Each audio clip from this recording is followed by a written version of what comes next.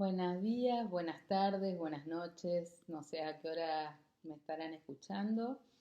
En primer lugar, quiero agradecer muchísimo a Irene y a Mabel esta posibilidad de compartir con ustedes estas charlas, estas clases en tiempos inusuales y todos en casa, pero bueno, esperemos poder hacerlo lo mejor posible, interactuar eh, lo mejor que podamos y bueno, deseando que todas quienes me están escuchando estén bien y fundamentalmente que, bueno, que podamos participar.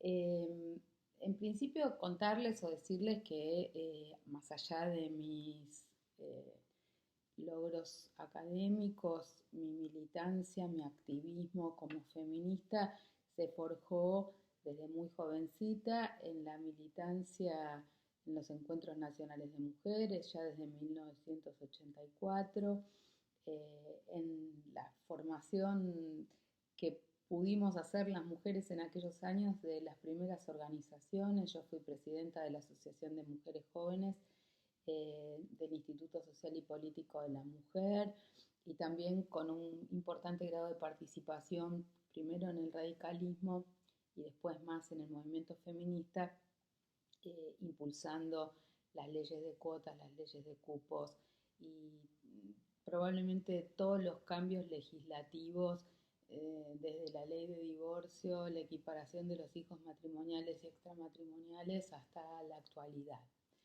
Si bien soy abogada, estoy especializada en derecho ambiental y soy profesora de derechos humanos con perspectiva de género y una abogada ecofeminista.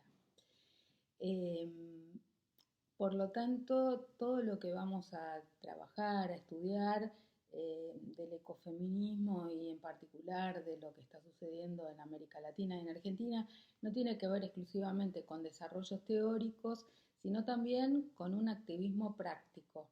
Es como que las propias activistas vamos generando la teoría y vamos buscando desarrollar nuevos conceptos a medida que los necesitamos para explicar las realidades con las que nos enfrentamos. Esto nos ha pasado deconstruyendo el derecho, deconstruyendo la teoría política y bueno, también en este caso estamos reformulando lo que han sido hasta ahora las corrientes del ambientalismo o incluso del propio ecologismo.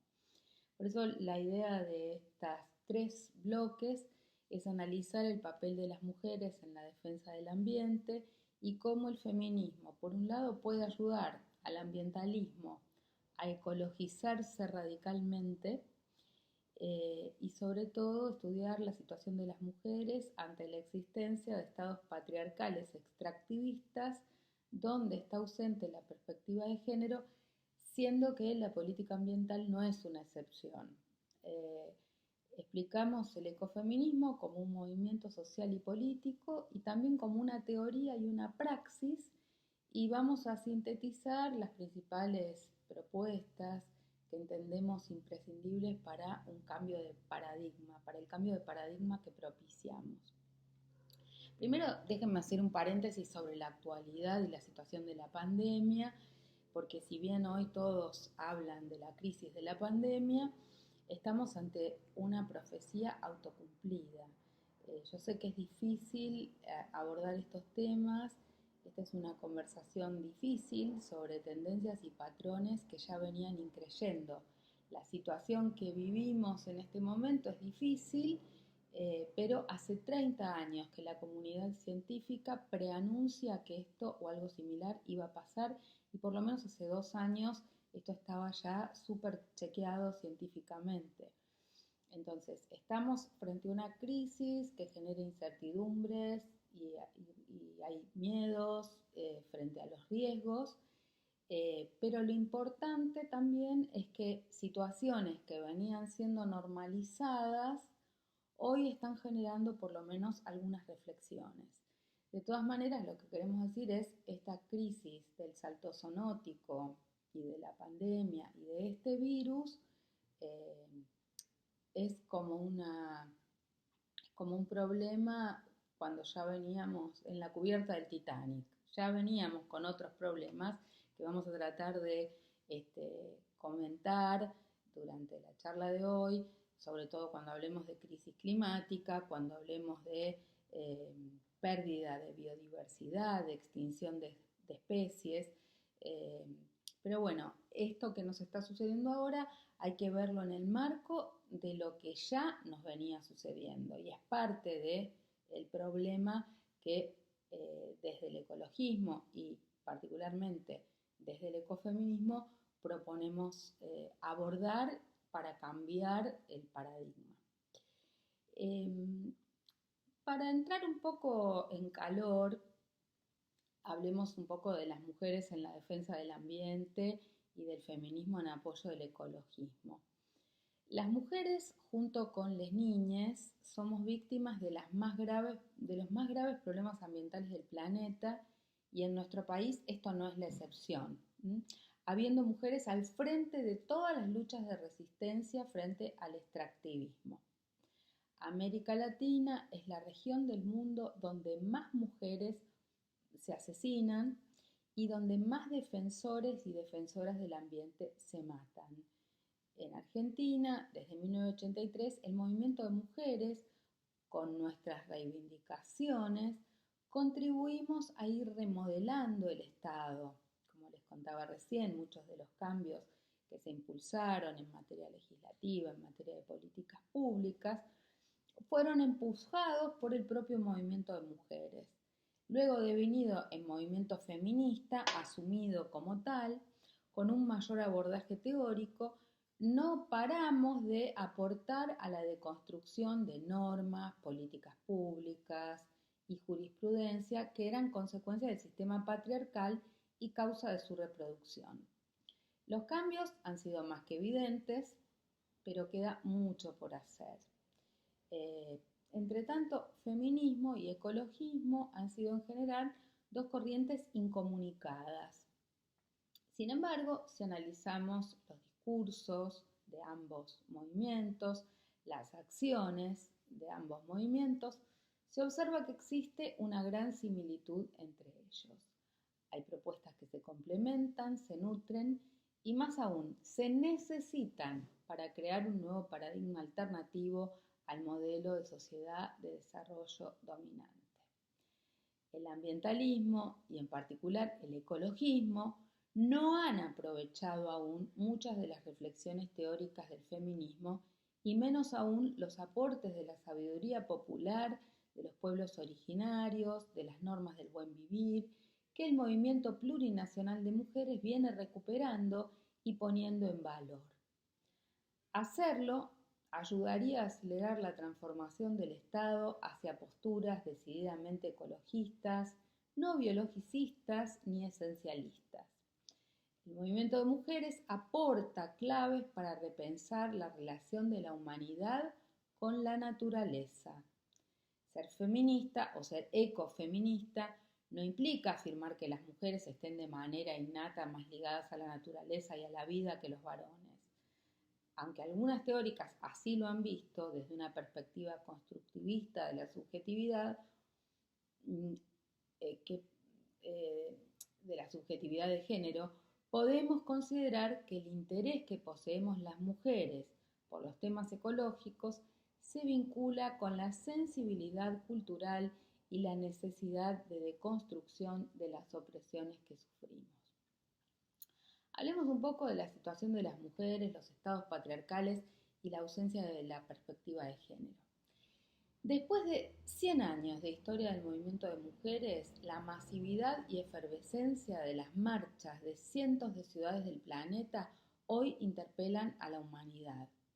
Asistimos a una renovada movilización de mujeres por nuestros derechos y para cambiar un paradigma violento de depredación.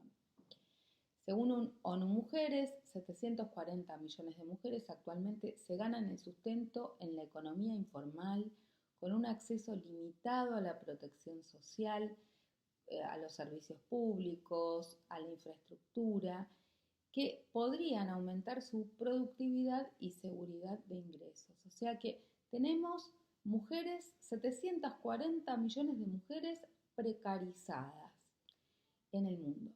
Las mujeres realizamos 2,6, 3 veces más trabajo doméstico y de cuidados no remunerados que los varones. Además, a nivel mundial, solo el 41% de las madres con bebés recién nacidos recibe prestaciones de maternidad.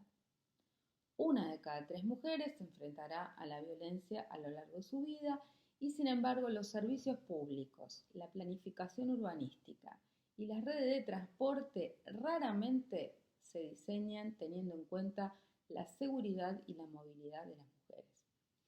Lograr la igualdad real de oportunidades y de trato entre mujeres y varones no es únicamente una cuestión de derechos humanos, sino también que es una condición necesaria para impulsar el desarrollo y el crecimiento económico de los países. Al ritmo actual de cambio, se necesitarán 108 años para cerrar la brecha de género a nivel mundial y de 202 años para lograr la paridad en el ámbito económico. Por eso, cuando podíamos, salíamos a las calles para acelerar este proceso. Estos son datos tomados de lo que Naciones Unidas informa y en base a los paradigmas que las propias Naciones Unidas están tomando en cuenta, que todavía siguen en una dinámica de mirar el crecimiento económico. Nosotras a lo largo de esta charla también vamos a poner sobre la mesa desde el ecofeminismo otras variables que tienen que ver no tanto con el crecimiento económico, sino con otros valores que tienen que ver con el sustento de la vida. Pero de todas maneras veamos la evolución. Las normas internacionales han avanzado mucho desde la primera conferencia internacional sobre la mujer, que fue en México en 1975. Después vino la Convención Interamericana para prevenir, sancionar y erradicar la violencia contra las mujeres, la Convención de Belén do Pará, la Declaración y la Plataforma de Acción de Cairo de 1994, que incluyó el reconocimiento de la salud sexual y reproductiva, y la Declaración y la Plataforma de Acción de Beijing de 1995, en la Cuarta Conferencia Mundial sobre la Mujer. Después, a través de los Objetivos de Desarrollo Sustentable, Sostenible, los famosos ODS y la Agenda 2030, la comunidad internacional asumió el ambicioso compromiso de asegurar su plena participación, la de las mujeres, en la toma de decisiones económicas, sociales y políticas, formulado en el ODS 5. En nuestra región, en el 2017, la estrategia de Montevideo para la implementación de la Agenda Regional de Género en el marco del desarrollo sostenible hacia el 2030 fue aprobada por los Estados miembros de la CEPAL, Comisión Económica para América Latina y el Caribe, en la 12ª Conferencia Regional sobre la Mujer de América Latina y el Caribe. Esto que llamamos Consenso de Montevideo tiene por objetivo guiar la implementación de la Agenda Regional de Género y asegurar se alcancen los objetivos de la Agenda 2030 para el desarrollo sostenible a nivel regional desde la perspectiva de la igualdad de género, la autonomía y los derechos humanos de las mujeres. O sea que los documentos internacionales de Naciones Unidas empezaron a reconocer los derechos de las mujeres y empezaron a cruzarlo con esta agenda de desarrollo sustentable, desarrollo sostenible. Sin embargo, no todas las políticas públicas están haciendo la aplicación de estos indicadores y de este cruce, y menos aún cuestionando este paradigma de desarrollo sustentable que hasta ahora no viene siendo ni desarrollo ni sustentable. A nivel nacional, los debates sobre una mayor participación política de las mujeres alumbraron el concepto de democracia participativa que ya teníamos en la Constitución de la Ciudad de Buenos Aires desde 1996, como ahora hemos logrado la paridad en la representación parlamentaria del Congreso, y también hablamos de gabinetes paritarios, aunque no lo hemos logrado aún a nivel nacional. En países donde históricamente las mujeres no han tenido espacios de expresión pública, se observa una creciente articulación de sus demandas frente al Estado y un reclamo por más autonomía y libertad. En regiones con largas tradiciones de movilizaciones como América Latina, se profundizan las demandas históricas como la socialización del trabajo de cuidado no remunerado o el derecho a la interrupción legal del embarazo, y hay un aumento de la participación a través de la movilización de estudiantes, adolescentes y jóvenes. Esas expresiones de ciudadanía activa son condiciones necesarias para la profundización y consolidación de la democracia. Sin embargo, también emerge en diferentes continentes una ola de reacción conservadora y en algunos contextos explícitamente contrarios al empoderamiento, la igualdad y a los derechos de las mujeres y de las niñas. En Argentina se reglamentó la ley de paridad de género en ámbitos de representación política nacional, pero no obstante los obstáculos a la plena ciudadanía de las mujeres y a una igualdad sustantiva entre mujeres y varones persisten en todos los ámbitos. Existen diferencias significativas en cómo las mujeres y las niñas se encuentran afectadas por la violencia y las desigualdades en función de clase, etnia, orientación sexual, edad, contextos ambientales. En América Latina, las mujeres indígenas y afrodescendientes siguen sufriendo una doble discriminación. Entonces, hay una agenda elaborada por el movimiento feminista en Argentina, estas asambleas que hemos venido haciendo con motivo del Ni Una Menos, con motivo de los 8 de marzo, con motivo de los 25 de noviembre, con motivo de los encuentros nacionales de mujeres que ahora son declaradamente feministas. Esta agenda elaborada por el movimiento de mujeres en la Argentina a través de estas asambleas abiertas, participativas y amasada a lo largo de más de estos 30 años de encuentros nacionales de mujeres y potenciada por las graves circunstancias de crisis económica social generadas o agravadas por el gobierno anterior, es a su vez una plataforma de acción que debería ser asumida en su integralidad por los estados nacional y provinciales. Eso avanza en algunos aspectos, es muy auspicioso la existencia actual de un Ministerio de las Mujeres, es muy auspicioso que se hayan designado en cada ministerio representantes o puntos focales que son compañeras feministas en muchas áreas, pero obviamente también nos afectó la pandemia para la implementación de muchas de las políticas que estamos esperando ansiosamente,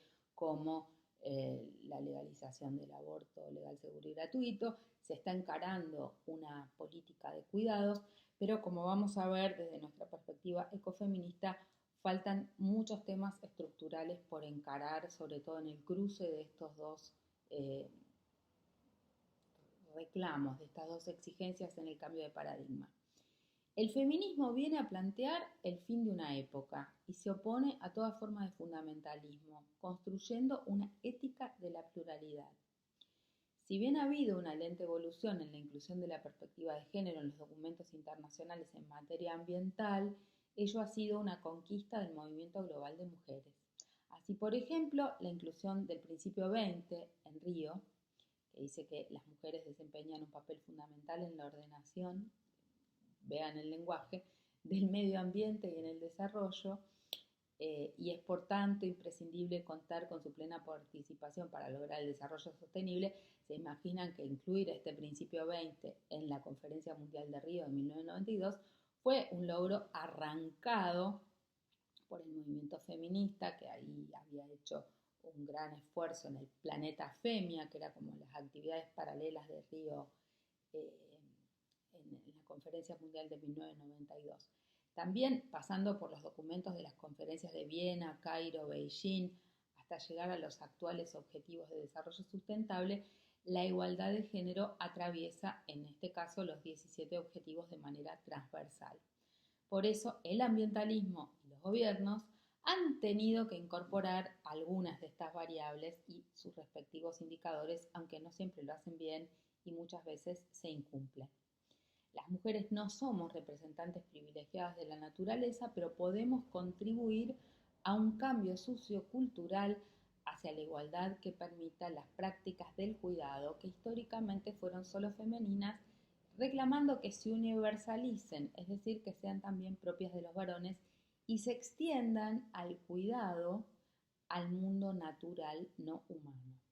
De esto vamos a estar hablando en las otras dos partes de nuestra intervención. Lo que quiero transmitir es que el ecofeminismo es mucho más que incorporar una perspectiva de género.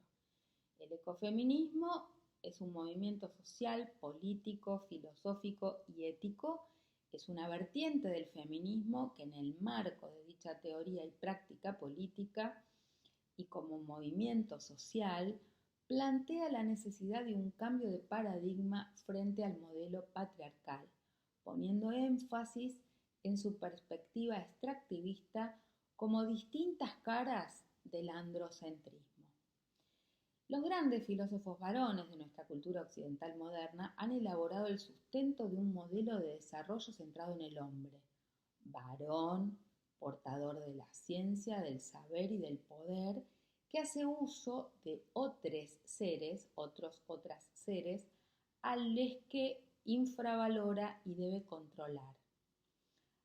Estos filósofos del mundo occidental han contribuido y han construido una lógica dualista binaria para explicarlo todo en base a jerarquías. Hay una jerarquía entre naturaleza y cultura, entre emoción y razón, entre mujer y varón, entre cuerpo y alma, entre humano y no humano, entre espacio público y espacio privado, entre trabajo productivo y trabajo reproductivo. En esa dualidad, en esa lógica binaria, las mujeres y la naturaleza estamos del mismo lado, sin reconocimiento social y donde se desprecia al diferente o a lo diferente. Desde el ecofeminismo nos planteamos que existen múltiples opresiones y que la liberación de ellas debe y puede darse simultáneamente. Las mujeres y la naturaleza estamos oprimidas.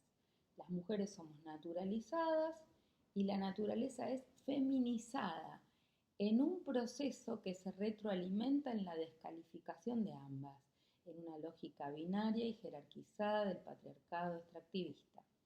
Así, el punto de partida del ecofeminismo es la crítica a esta forma de pensamiento. Sin embargo, como les contaba, el ecofeminismo no es un resultado de un discurso académico. Se forjó al calor de las luchas sociales de las mujeres, igual que los feminismos populares del hemisferio sur. Desde los 70 las mujeres nos plantamos frente a la posibilidad de las guerras nucleares. Esto pasó en Europa, en Estados Unidos. Las mujeres de los 70 vinculaban la violencia contra las mujeres y los pueblos, determinando la necesidad de revisar la relación entre los seres humanos y la naturaleza. Luego son las que denuncian a las industrias farmacéuticas y comienzan a evidenciar los efectos no deseados y silenciados del modelo dominante. Hoy, mujeres que viniendo de las luchas sociales ambientales han llegado al feminismo, para lo cual han contribuido en gran medida en nuestro país los encuentros nacionales de mujeres que desde 1983 vienen haciéndose en todo el país. Hay otras que desde el movimiento de mujeres y luego desde el feminismo, como es mi caso, llegamos a la ecología en contacto con las mujeres víctimas y protagonistas de los conflictos ambientales. Y también hay mujeres que están en el frente de lucha en todos estos conflictos ambientales que todavía no sé si se reconocen como feministas o saben que son ecofeministas, pero son lo que podríamos denominar feministas o ecofeministas prácticas.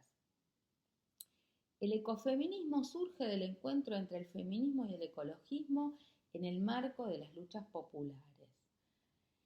Aunque como humanidad hay cada vez mayor conciencia de que hemos atravesado un umbral destructivo en el daño sobre el planeta, que pone en riesgo nuestra vida humana y la de la vida de la Tierra y la de la vida en la Tierra, que los científicos llaman antropoceno, es menor aún la conciencia sobre las causas del antropoceno y su vinculación con el modelo capitalista neoliberal. El ecofeminismo hace patente esa causalidad, la denuncia y se organiza para revertirla. Por lo tanto, se trata no solo de incorporar una perspectiva de género, sino de incorporar una mirada feminista decolonial y un feminismo popular anticapitalista y antipatriarcal. Hay una crisis civilizatoria. El sistema en el que estamos viviendo, que desplaza el sostenimiento de la vida, poniendo en el centro la lógica del mercado, está en crisis. Hay una crisis socioecológica. Se ha roto el funcionamiento circular de la naturaleza. No se tiene en cuenta el costo y se invisibiliza el uso de nuestros bienes comunes a los que se considera recursos, como si fueran infinitos. Y lo mismo sucede con el trabajo reproductivo de las mujeres. El actual modelo económico es insostenible. Pretende crecer de manera ilimitada en la producción y el consumo de bienes y servicios en un planeta que tiene recursos limitados. El estilo de vida actual está llevando al agotamiento de los recursos, contaminación, cambio climático y explotación de unas regiones en favor de otras, y o agotamiento de estos bienes comunes para las futuras generaciones. Asimismo, en el plano social, estamos sobreexplotando nuestros recursos humanos. Detrás del supuesto varón productivo hay muchas tareas invisibilizadas realizadas por una o muchas mujeres en condiciones de precariedad. El modelo actual resulta depredador e insostenible, no solo con el ambiente, sino también con la vida de gran parte de la humanidad, especialmente con la vida de las mujeres, indígenas, migrantes y otras personas en situación de vulnerabilidad y o con identidades no heteronormativas. El ecofeminismo, con sus diferencias y con sus diferentes corrientes teóricas, parte de esta crítica y ofrece teorías, por eso hay que hablar de los ecofeminismos, ofrecen teorías y prácticas de cambio. El ecofeminismo propone otras epistemologías para escuchar a los pueblos originarios, los pueblos campesinos, a las voces silenciadas de las propias mujeres. Critica un modelo de desarrollo que consideramos causantes de todas las crisis ecológicas y de la desigualdad entre mujeres y varones, y también causante de la explotación de los pueblos y de territorios enteros. El ecofeminismo, los ecofeminismos buscan aportar soluciones para salir de este modelo y encontrar modelos sostenibles, equitativos, justos, regenerativos. De esto vamos a estar hablando. Bueno, quisiera introducirlas en algunas definiciones básicas para que entendamos de qué estamos hablando sobre los temas ambientales.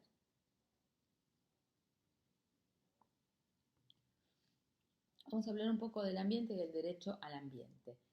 Tradicionalmente, de manera habitual, en la evolución de estos años, desde la década del 60, 70 hasta la fecha, la doctrina, los autores han ido evolucionando con diferentes matices, hay definiciones diferentes del ambiente, se percibe una tendencia a la evolución en las definiciones de ambiente.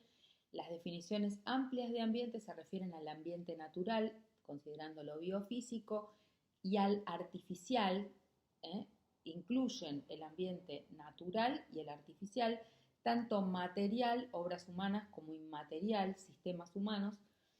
En cambio, las formulaciones restrictivas de qué son el ambiente destacan las características dinámicas y estructurales del ambiente, refiriéndose en general al conjunto de elementos naturales que lo integran.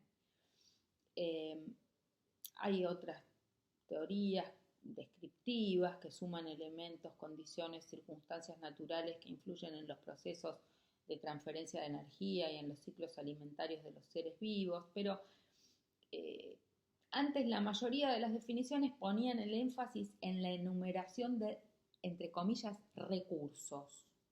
Hoy la mayoría de las definiciones, por eso la evolución, hablan de la integralidad, complejidad y armonía del sistema.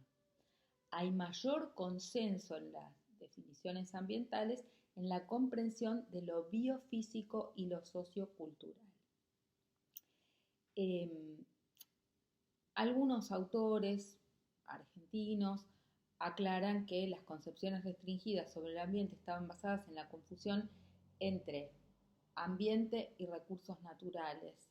Era como que a pesar de que ambos no tienen los mismos objetos ni contenido, los que hablaban de derecho de los recursos naturales en realidad estaban pensando en la explotación de los recursos por parte de los humanos, y eso solo se cruza con la disciplina ambiental o el derecho ambiental cuando se habla de la conservación.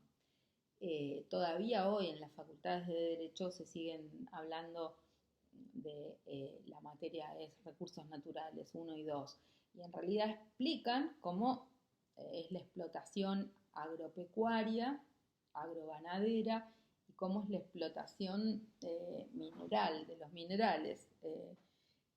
En cambio, todavía no hay una materia, o sea, se da derecho ambiental en el posgrado, se incorporan variables de derecho ambiental, pero sigue la confusión entre la explotación de los recursos naturales y el derecho ambiental.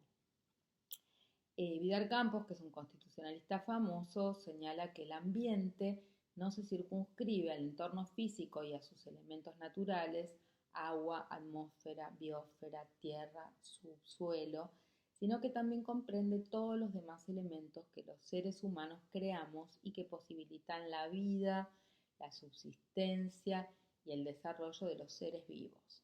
Entonces adoptamos esta definición amplia de ambiente en el sentido de computar los bienes que están en la naturaleza, mal llamados recursos naturales, pero además considerándolos como un sistema, una unidad, con interacciones en un espacio determinado entre los mismos seres vivos y sobre el ambiente del que forman parte, lo que llamamos ecosistema, incluyendo también ingredientes culturales, el patrimonio artístico, histórico, arquitectónico y la intersección entre ambos, que también llamamos patrimonio natural, dentro del cual se encuentra el paisaje.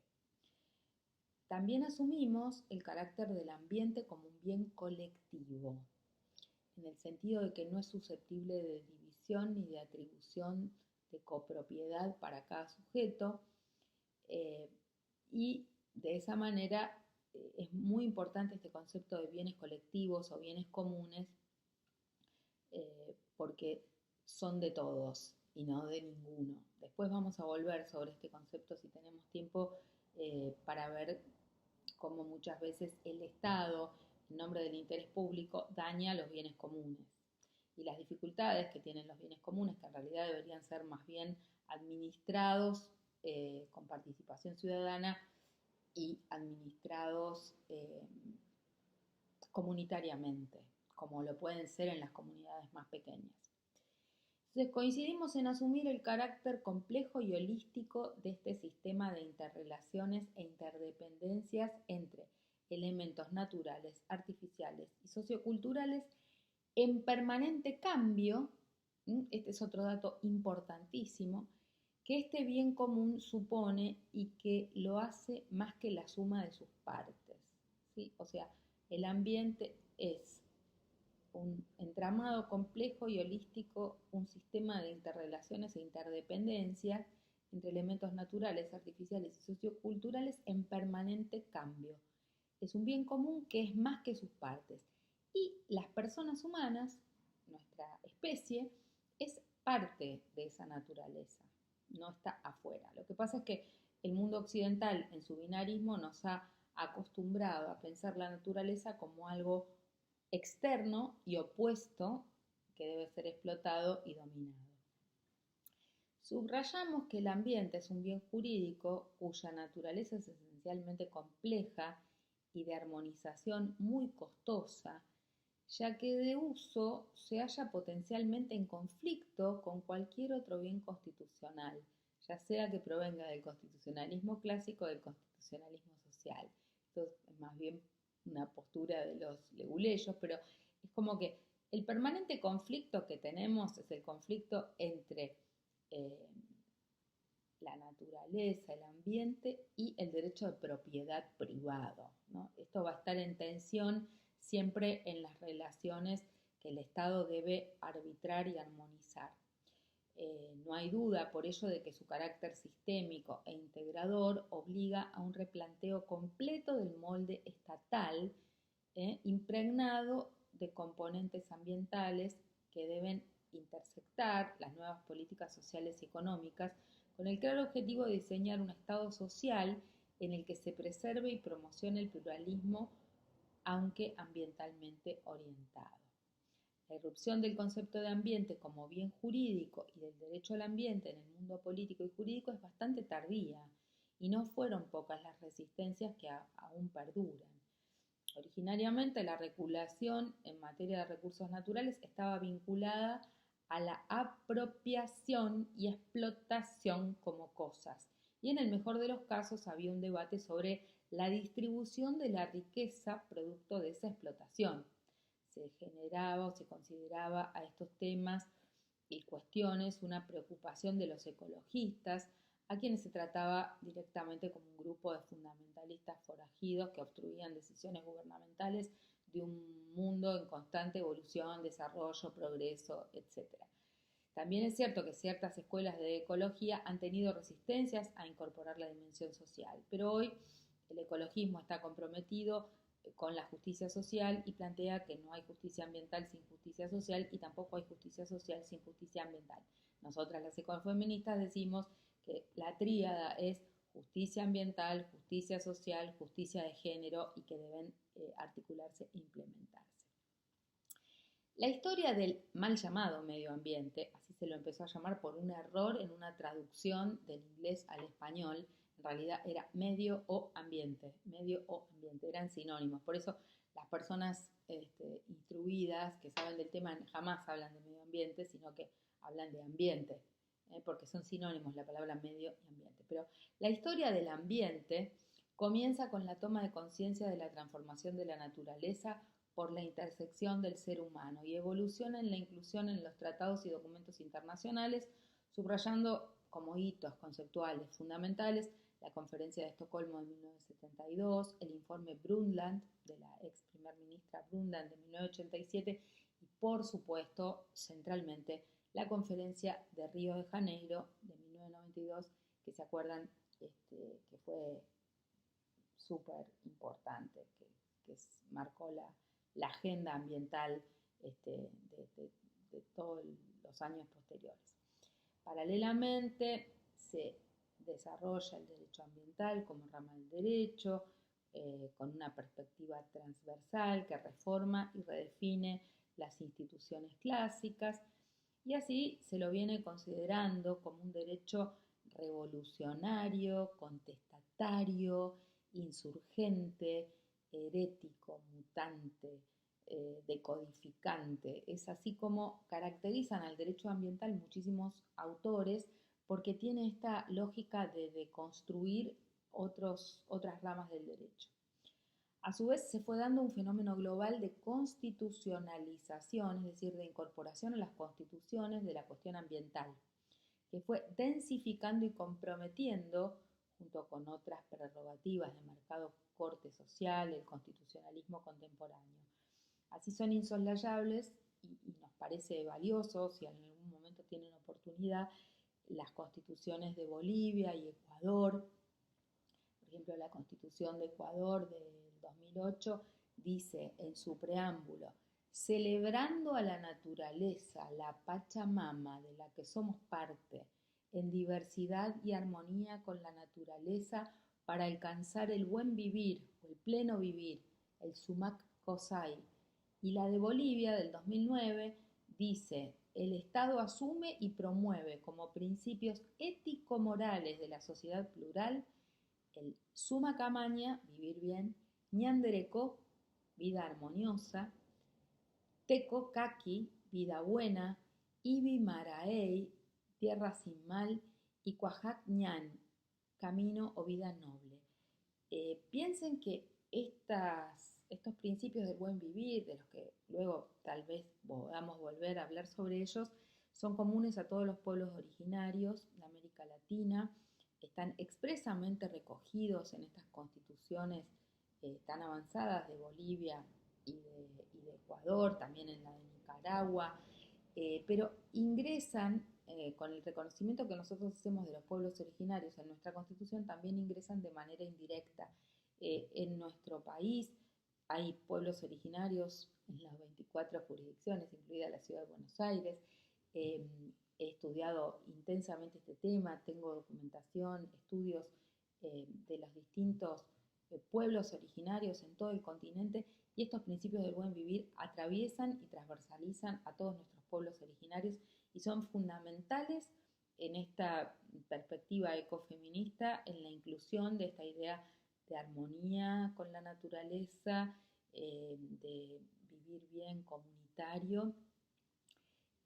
Aquí el paradigma ambiental, más allá de la sustentabilidad que se fue construyendo globalmente en las últimas décadas del siglo XX, viene a recoger la cosmovisión de los pueblos originarios y a ratificar a la naturaleza como sujeto, sujeto de derechos, y al ser humano como parte de la naturaleza. Es muy interesante ver cómo en latitudes ajenas a estas tradiciones americanas, esta innovación constitucional resulta bien acogida, en orden a reforzar una concepción menos antropocéntrica y de limitaciones en los derechos individuales en función del cuidado de los bienes comunes y de nosotros mismos y las generaciones futuras. Esto me parece muy importante subrayarlo porque también hay otras tradiciones en la China, en la India, que se asemejan, en Australia, en Nueva Zelanda, de sus pueblos originarios, que se asemejan en África a las concepciones del buen vivir de América Latina. Pero nosotros tenemos muy presente y el trabajo que han hecho de reconversión a los códigos occidentales en Bolivia y en Ecuador nos facilita mucho. Esto que era una tradición oral está ya convertido en derecho positivo. Otro aporte interesante desde otra óptica es la propia encíclica Laudato Si, que devela el entramado entre el sistema de producción de riqueza y su inequitativa distribución y las inevitables e inescindibles consecuencias sociales y ambientales. En este alegato para salvar el ambiente se advierte el comportamiento suicida del sistema que ha convertido el planeta en un depósito de porquería, cito textual entre comillas. Entonces, también las feministas, aunque no compartimos, aunque defendemos el Estado laico y no compartimos a veces muchas posturas de una institución misógina, patriarcal, en este caso compartimos y coincidimos con la perspectiva ecologista que ha asumido la Iglesia desde la conducción de Bergoglio, del Papa Francisco.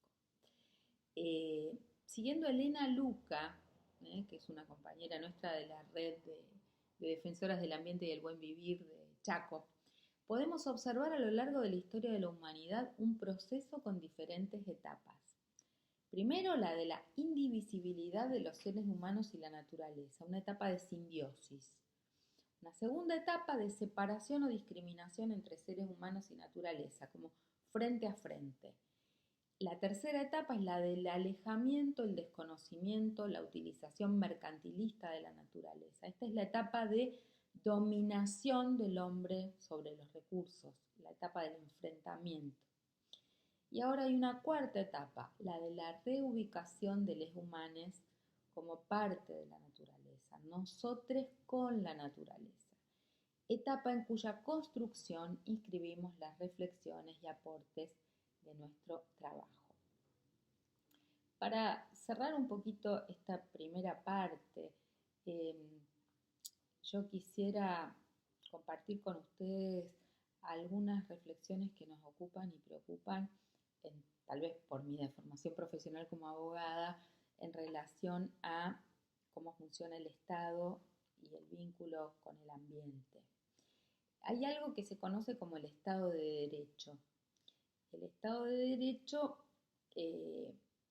suele contraponer a los estados autocráticos, en los que la autoridad máxima es una sola persona o un grupo que tiene el poder total, que no responde de sus actos ante los ciudadanos, lo contrapone a los estados de derecho, en los que la autoridad máxima está sujeta a leyes y normas escritas.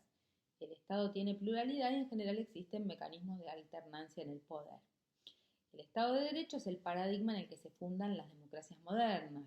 Supone una sujeción de la actuación del Estado a normas jurídicas. Esto vale para el Estado de Derecho a nivel de los Estados nacionales o el Estado de Derecho a nivel global, ¿no? Hay una sujeción de actuación del Estado o de los Estados a las normas jurídicas nacionales o globales. La Constitución en un Estado democrático de derecho normalmente obedece al dogma de la separación de funciones, separando al Estado en tres poderes, ejecutivo, legislativo y judicial, y se encarga de ejercer dichas funciones respetando un entramado complejo, ya veremos que esto es bastante relativo, pero de frenos y contrapesos que permiten la coexistencia funcional y armónica entre ellos, sin perjuicio de la creación constitucional de otros órganos que ejerzan funciones más específicas, como cuando hay un tribunal constitucional. Pero el Estado de Derecho, en sentido meramente formal, exige en su organización político-social que cualquier poder sea conferido por ley y ejercido en las formas y procedimientos que ella establece. Esta excepción no excluye a los estados autoritarios, ya que la anterior condición puede ser satisfecha por sus sistemas jurídicos, o sea, puede haber un estado de derecho formal. En cambio, cuando hablamos del estado de derecho real o material, requiere además que cualquier poder sea limitado por la ley. Condiciona no solo su forma, sino también su contenido. Es lo que hablamos de la razonabilidad de las leyes. Esta segunda condición, según qué contenidos sean señalados como deseables, excluye a los estados totalitarios. Entonces, los pilares del Estado de Derecho moderno son la supremacía de la Constitución, el principio de legalidad, la responsabilidad del Estado por sus actos frente a los ciudadanos, y uno de los requisitos más importantes tiene que ver con que tanto sus normas jurídicas como la actuación de sus autoridades cuando aplican dichas normas jurídicas deben respetar, promover, consagrar los derechos humanos y ser razonables. Ahora, cada vez más está cobrando más fuerza a nivel nacional e internacional hablar del Estado ambiental de derecho, para reforzar la urgencia y la importancia y la necesariedad de considerar el componente ecológico en el Estado de Derecho. Entendemos por Estado ambiental de derecho el deber del Estado de sujetarse, en el ejercicio de sus funciones, a las normas y principios del derecho ambiental. Este deber puede ser interpretado desde el texto constitucional y tiene un rol fundamental en la posmodernidad de la ciencia jurídica en contextos de vaguedad de enunciados jurídicos. Al referirnos al Estado ambiental de derecho, estamos hablando de reconfigurar la gobernabilidad, de modo que se pueda lograr armonía entre el sistema económico, social y ambiental. En la Argentina, obviamente, en el control de sujeción a las normas ambientales básicas se debe considerar como estándares mínimos los principios ambientales contenidos en la Constitución Nacional, artículo 41, que recomiendo su lectura, los tratados internacionales en materia de derechos humanos, las recomendaciones de los organismos internacionales en esta materia, tanto sea Comisión Interamericana de Derechos Humanos, Corte Interamericana de Derechos Humanos o el Comité de Derechos Económicos, Sociales y Culturales, que cada vez tiene más interpretaciones ambientales sobre los derechos humanos. También la Ley General del Ambiente y otras normas de presupuestos mínimos como la Ley de Bosques, la Ley de Glaciares, la Ley de Humedales. Bueno, estos marcos son los que deberían ser conocidos por nuestros ciudadanos y ciudadanas y obviamente aplicados a pie juntillas por los estados. Pero son en principio los estados y mayormente los estados provinciales y en muchos casos el Estado Nacional los que violan los derechos básicos consagrados por el derecho ambiental, que ya no es ni la revolución ecofeminista ni el cambio de paradigma, son los estándares mínimos para no seguir cruzando los límites. El Estado argentino se ha comprometido firmando no solamente tratados, sino también compromisos en materia ambiental, en materia de cambio climático, que no está cumpliendo. La mayoría de los estados del planeta no lo están cumpliendo y algunos se están retirando de estos convenios, como es el caso de Estados Unidos, pero quienes defendemos el Estado de Derecho empujamos para que se cumplan las leyes a nivel nacional, a nivel internacional y por supuesto que también creemos que a veces la ciudadanía tiene derecho a desobedecer cuando se violan sus derechos. De eso vamos a hablar en el siguiente capítulo cuando hablemos de mal desarrollo, extractivismo y algunos de los conflictos que enfrentamos por el mal llamado desarrollo sustentable y la necesidad de un desarrollo regenerativo, pero nos parece importante y crucial que podamos considerar fundamentalmente la necesidad de impulsar las normas, el cumplimiento de las normas. En este punto la justicia ha avanzado en algunos de estos temas. La Corte Suprema de Justicia tiene muchos buenos fallos en materia ambiental y le ha puesto bastantes límites, en muchos casos al accionar arbitrario de los gobiernos provinciales, pero esto no siempre es suficiente. Y bueno, veremos con la nueva composición de la Corte, todavía no ha tratado demasiados temas ambientales, pero hay temas que son graves. Ustedes habrán visto las movilizaciones, las marchas que hubo en Mendoza, en Chubut, hacia fines del año pasado, cuando todavía no estábamos con la pandemia.